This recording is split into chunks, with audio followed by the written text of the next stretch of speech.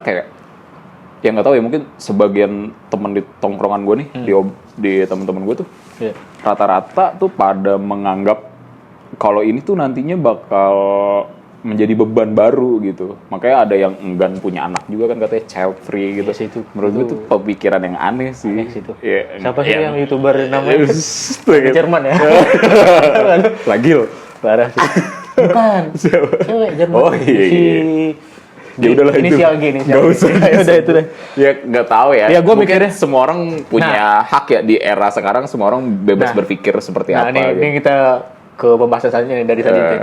Gue ada dapat ini inspirasi. Nah tadi kan dari kayak sedikit child free ya. Yeah. Nah child free, gue tuh pernah dengar kayak istilah yang tadi kayak kita ngobrolin di luar ini, di luar konten kayak apa namanya, puber intelektual. Nah gue ini jadi gimana ya? Gue memahami puber intelektual ini kayak istilah baru deh. Gue lihat juga belum banyak orang yang nulis-nulis di Google atau apa. Tapi gue pahami.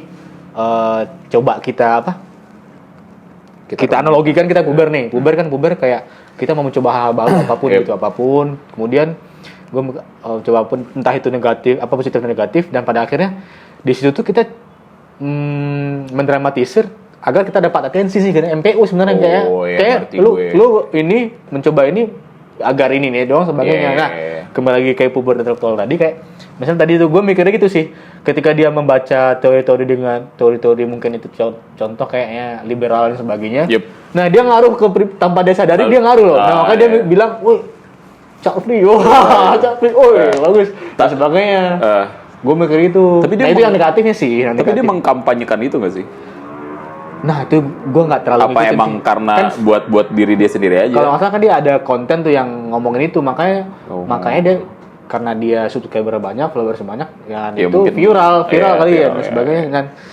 Nah itu sih sebenarnya gue ya itu aja sih. Contoh misalnya kayak itu salah satunya, dan apalagi yang lain dan sebagainya banyak tuh. Contoh misalnya kayak puber intelektual ya. Kalau menurut gue mungkin kayak itu yang negatif ya. Lu nggak ngerti nih tapi lu ngomong aja gitu. Gitu bisa nggak sih? Bisa jadi.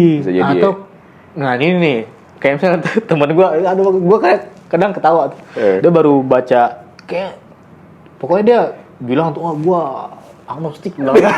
Serius gue agnostik. Nah itu kan yang teman-teman lain langsung ngetawain kan. Kenapa bisa bilang gitu? Akhirnya dianya dicengin ya. Jadi dibully. Akhirnya dia cerita jujur deh, gue baca ini apa pokoknya buku apa gitu tentang agnostik gitu kan. Langsung teman-teman lain tuh berdebat, lu udah baca sampai habis enggak? Belum.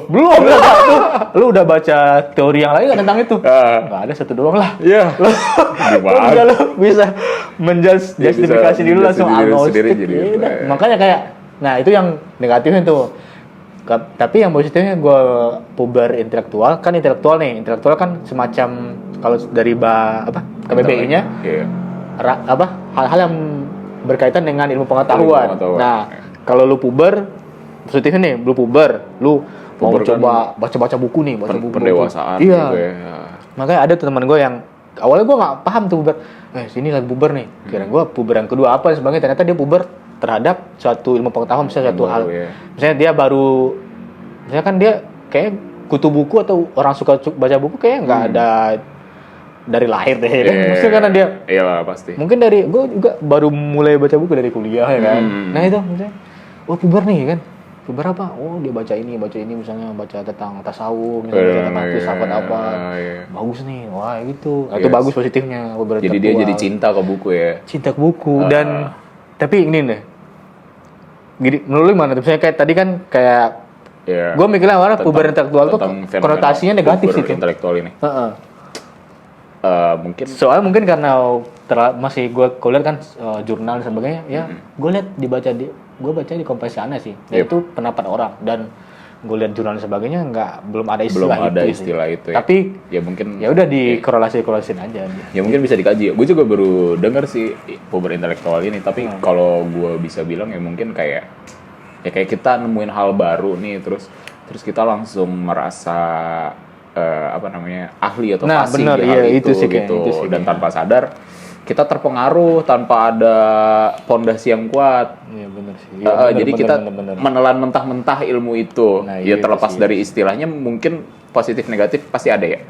Iya. Kalau menurut gue ya positifnya kayak tadi, mungkin lu karena wah lu baca ini nih yang anti mainstream gitu, kayak misalkan teman lu tadi agnostik gitu ya, gitu kan, gitu. Minum dulu kali ya. Boleh, silakan. Ya menurut gue sih kayak bagus aja ya gitu ya.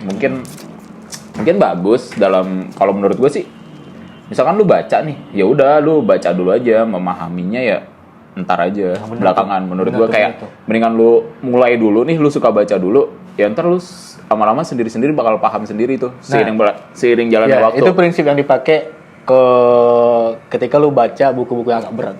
Iya, ya agak berat. Ya jadi lu baca aja, lu sodorin aja dulu, sodorin. Jadi lu punya kecintaan akan hal itu. Wih, seru nih gitu kan. Iya seru. Soalnya gue pertama baca buku yang agak berat kayak yang Moses and Monotheism tuh. Wah, anjay. Musa dan Musa dan Monotheism. Gue tuh baru setengah itu, wih apa nih? Gue kan langsung gue tutup. Tuh gue diskusi sama senior teman-teman. Nah, dia bilang tuh, makanya gue kayak, ya kalau baca buku baca terus. Ntar mah tahu jawabannya di akhir halaman berapa. Akhirnya gue lanjutin kan. Oh gini, maksudnya gini bukan perspektif Islam. Gue maksudnya belum keluar dari kayak maksudnya agama yang dianut gitu kan. Soalnya ternyata Musa dalam perspektif Kristen apa gimana apa gitu. Pokoknya ya beda lah gitu dengan yang kita ketahui tentang Musa gitu. Pemahaman dari agama kita gitu. Ya gitu. Dan mungkin juga menimbulkan apa ya? Menumbuhkan rasa kepercayaan diri ya. Yes. Nah, ini mungkin negatifnya di sini. Mungkin lu terkadang jadi langsung gitu aja ya. Percaya diri yang berlebihan gitu, tanpa sadar lu mempermalukan diri lu sendiri dalam tanda kutip mungkin ya gitu. Kadang kan kita tidak tertawa bersama, tapi kita mentertawakan Anda. Iya kan gitu kan. Makanya gue serem sebenarnya bikin konten-konten kayak gini. Gue merasa diri gue masih bego ya. Jadi kalau viral gue takut aja. Enggak. Makanya kan di awal kita disclaimer kan kayak ya ini semacam sharing, tergantung pengalaman dan ya, pemahaman. Iya, tergantung seadanya aja. Tergantung pengalaman dan pemahaman. Bukan seadanya sih, seadanya kayaknya. Seadanya juga enggak yang seadanya masuk juga lah ya. Iya. Maksudnya sebisanya lah ya. Iya, sebisanya kayak yang tadi gue bilang kayak sepemahaman dan sepengalaman kita aja. Nah, tadi kan ngobrol buku nih, nyambung lagi nih. Nyambung kemana-mana nih. Iya, nyambung kemana-mana. Nah, kayak tadi berapa poin doang kan? Iya. Ntar kita bikin beberapa part. Boleh buku. Seru nih, Mbak, baca buku. Nah, kayak buku ya kan, bahas buku tadi. Idealism dan sebagainya. Jadi panjang. Iya, nah gue di tahap sekarang tuh lebih, ini nggak tahu ya, mungkin entah gue yang salah di teorinya apa gimana. Gue ngerasa tuh sekarang tuh kayaknya idealis gue semakin terkikis. Semakin berkurang. Serius, maksudnya mungkin gini ya kali ya. Gue merasa kenapa idealis masih kurang karena lu udah masuk dunia kerjaan. Iya. Dan lu bukan bos di situ, ya kan? Ya itu satu. Kemudian kedua, lu udah memikirkan kedepannya dan lu memang butuh duit, cuan. Nih cuanisme ya. Ini kalau kayak gini-gini kayak pemahamannya ya kita ngerti lah idealismenya. Nah, tapi kalau menurut gue ya gue juga ngerasa kayak gitu ya. Mungkin karena kita bukan berada lagi di lingkungan kampus kali ya? Intelektual ya. Bener, iya. Lingkungan kampus, lingkungan intelektual. Jadi ya bacaan-bacaan kita cuma jadi bacaan-bacaan aja. Bener sih, dan menurut gue bacaan bakal lebih bermakna kalau dipertemukan dengan obrolan, diskusi dan lain-lain. Itu bakal lebih hidup ilmunya. Makanya dan kalau gitu kan kita baca ini sering kan kayak kalau di kampus kan relatif orang-orangnya punya pemikiran yang macam-macam ya dalam tanda kutip tuh kayak wah si A mungkin sangat Islamis, yang B mungkin tasawuf atau kapitalis dan yang seru gitu kan. Makanya seru dan sedangkan lu kalau misalkan di dunia kantor ya mungkin ada beberapa ya. Tapi kan nggak semua orang kayak gitu dan mungkin nggak semua orang juga nyaman dengan topik-topik yang sangat serius gitu kan. Benar. Apalagi udah pusing dengan masalah kantor. Gitu kan. Jadi ya itu mungkin itu ya. Kalau ngerasa idealisme terkikis ya menurut gue juga ngerasain kayak gitu sih. Berkurang tapi, dia terkikis. Tapi gue mikirnya pada akhirnya gue mikir sampai sekarang kayak kalau lu ada misalnya taruhlah idealis tadi kayaknya beberapa ide-ide kan idealis kan dari ide-ide kan. Jadi misalnya semacam bisa dibilang pokok prinsip nggak sih? Prinsip pikiran. Dan pada akhirnya beberapa idealisme yang misalnya sebagai prinsip lu kayaknya masih ada deh. Contoh misalnya prinsip, misalnya lu semacam orang yang kayak lo dari dulu lu misalnya hobi baca buku misalnya kan prinsip misalnya sebisa lo misalnya kalau dulu mungkin intens seminggu berapa bukan seminggu sebulan berapa buku tamat dan sebagainya, dan mungkin karena udah kebiasaan dulu ya mungkin walaupun berkurang ya kan. Kemudian dan hal-hal lain nih misalnya ketika lu misalnya dituduh gini misalnya kan itu enggak bertentangan dengan dengan kebenaran gua nih, wah mau nih lu speak up ya kan. Kan masih ada sebenarnya. Jadi lebih berani. Sebenarnya masih ada, cuman kalau menurut gue sekarang ya kayak ya kita hidup di sistem kelas ya ada relasi tuan dan budak gitu ya.